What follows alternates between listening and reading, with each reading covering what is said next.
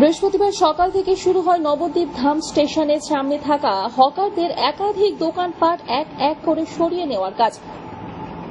উল্লেখ থাকে, চলতি মাসে পূর্ব রেলের পক্ষ থেকে নবদ্বীপ ধাম স্টেশনের সামনে থাকা একাধিক স্ট্রিট হকারদের উচ্ছেদের নোটিশ জারি করেছিল।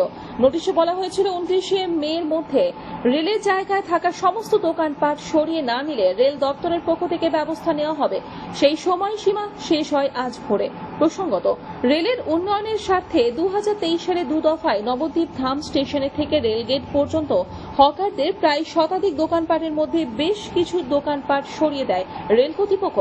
বাকি দোকানগুলি নিজেরাই সরিয়ে নেয় অন্যান্য হকারেরা।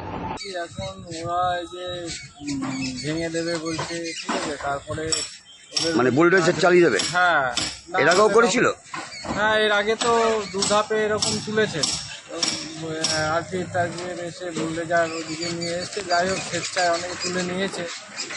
এখন আমাদের নোটিশ দিয়েছে। এখন তাহলে অবশ্যই যোগাযোগ করুন নিসার কনস্ট্রাকশনের সাথে। আমাদের ঠিকানা 75 বেড পূর্বপাড়া, সদরঘাট রোড, পূর্ব বর্ধমান 713103। যোগাযোগের নাম্বার 7501279825 এবং 7001825046।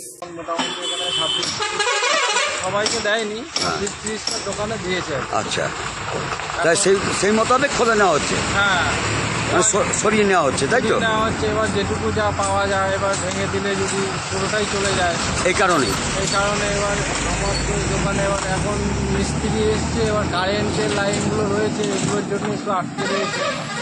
কারেন্টের লাইন যদি কারেন্ট অফিস থেকে এসে খুলে দিয়ে যায়, তাহলে আমরা খুলে নেব। নদিয়া থেকে মাধব দেবনাথের রিপোর্ট, আনন্দ বার্তা।